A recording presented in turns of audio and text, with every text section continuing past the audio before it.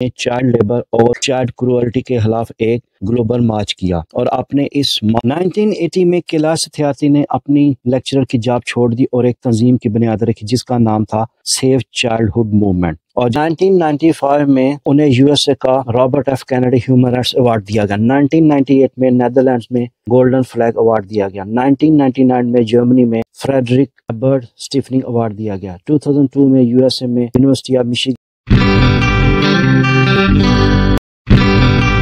Viewers, आज की इस वीडियो में मैं बात करूंगा दुनिया की एक ऐसी शख्सियत की कि जिन्होंने चाइल्ड लेबर और चाइल्ड क्रूअल्टी के खिलाफ एक ग्लोबल मार्च किया और आपने इस मार्च के दौरान 103 ममालिक का विजिट किया और 80,000 किलोमीटर से ज्यादा का सफर तय किया और ये पूरी दुनिया में अपनी तरह की वाहिद मूवमेंट थी। और वो शख्सियत हैं हमारे हमसाया मुल्क इंडिया के कैलाश सत्यार्थी, जिनको के 2014 में उनकी इन खिदमत के सिलसिले में अमन के नोबेल प्राइज से नवाजा गया। शायद बहुत कम लोग जानते होंगे कि 2014 का अमन का नोबेल प्राइज पाकिस्तान की मलाला यूसुफजई और इंडिया के कैलाश सत्यार्थी को मुश्तरका तौर पर दिया गया था। तो व्यूअर्स, अब मैं डिटेल के साथ कैलाश सत्यार्थी के हालात जिंदगी और उनकी चाइल्ड लेबर के मुहिम और खिदमत का जिक्र करूंगा। कैलाश सत्यार्थी जनवरी 1954 को इंडिया की रियासत मध्य प्रदेश के एक गांव विदिशा में एक मिडिल क्लास फैमिली में पैदा हुए। वो अपने 5 बहन भाइयों में सबसे छोटे थे। उनके वालिद एक रिटायर्ड पुलिस कांस्टेबल और माँ एक घरेलू खातून थी। वो जिस इलाके में रहते थे वहाँ पर हिंदू और मुसलमान इकट्ठे रहते थे और जब उनकी उम्र 4 साल की थी तो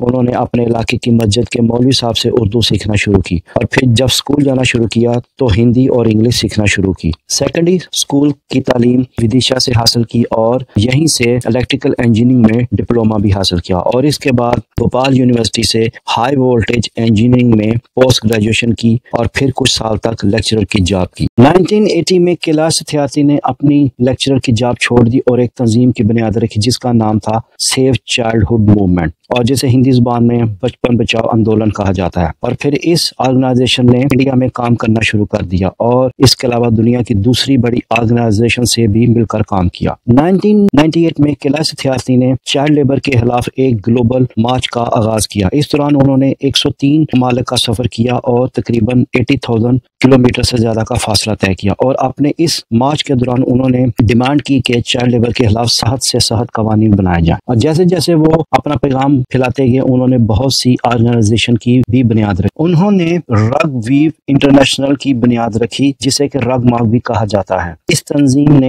रग मेकिंग इंडस्ट्री से इलीगल चाइल्ड लेबर के खात्मे के लिए काम किया। फिर उन्होंने 2004 में KSCF दी कैलाश सत्यार्थी चिल्ड्रन फाउंडेशन के नाम से एक ऑर्गेनाइजेशन की बुनियाद रखी और इस तंजीम ने बच्चों के राइट्स के बारे में अवेयरनेस दी और उन तमाम पॉलिसीज की तारीफ की जो कि बच्चों के फायदे के लिए थी। कैलाश सत्यार्थी ने ग्लोबल कैंपेन फॉर एजुकेशन नामी तंजीम की भी बुनियाद रखी और इस तंजीम ने दूसरी इंटरनेशनल ऑर्गेनाइजेशन जैसे कि एक्शन एड, ऑक्सफैम और एजुकेशन इंटरनेशनल के साथ मिलकर काम किया। वो इस तंजीम के सदर भी रहे। इस तंजीम ने बांग्लादेश, ब्राजील और साउथ अफ्रीका में भी चाइल्ड लेबर के खिलाफ काम किया। इसके अलावा उन्होंने 100 मिलियन के नाम से भी एक कैंपेन शुरू की। कैलाश सत्यार्थी की इन खिदमत का इतराफ न सिर्फ इंडिया में बल्कि पूरी दुनिया में किया गया और उन्हें बहुत से ममालिक और बहुत सी ऑर्गेनाइजेशन ने अवार्ड दिए।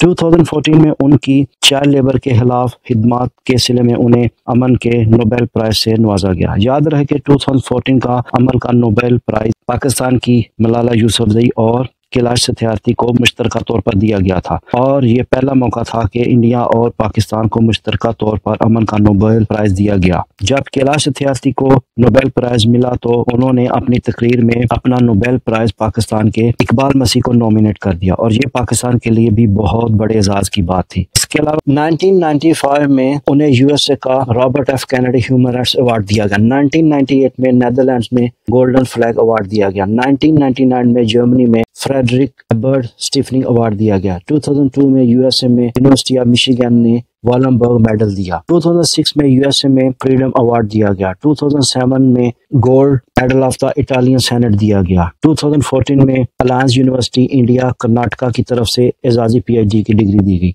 2015 में एमिटी यूनिवर्सिटी की तरफ से पीएचडी की डिग्री दी गई। 2016 में वेस्ट बंगाल यूनिवर्सिटी की तरफ से LLD डॉक्टर ऑफ लॉ की डिग्री दी गई। 2019 में mother Teresa memorial award for social justice दिया गया और इसके अलावा भी कैलाश सत्यार्थी को बहुत से अवार्ड दिए गए। तो व्यूअर्स, ये थी कुछ मालूमात कैलाश सत्यार्थी के हालात जिंदगी और उनके काम के बारे में। हमारी दुनिया को ऐसे लोगों की जरूरत है, चाहे उनका तल्लुक किसी भी मुल्क या मजहब से हो, क्योंकि इन लोगों के काम का फायदा न सिर्फ उनके मुल्क के लोगों को होता है बल्कि उनके काम का फायदा पूरी दुनिया के लोगों को होता है। और कैलाश सत्यार्थी जैसे लोग हुकूमतों और अदारों से भी बड़े काम करने की सलाहियत रखते हैं, क्योंकि ऐसे लोग अपने मिशन की कामयाबी के लिए दिन रात मेहनत करते हैं, ना कि तनहा के लिए काम करते हैं। तो व्यूअर्स, ये थी आज की वीडियो और आज की वीडियो की मालूमात। तो उम्मीद है कि आपको मेरी आज की वीडियो पसंद आई होगी। तो काइंडली आप मेरी वीडियो को लाइक करें, शेयर करें, अपने कमेंट्स का इज़हार करें और मेरे YouTube channel border to border with Sajid को सब्सक्राइब भी करें। तो अगली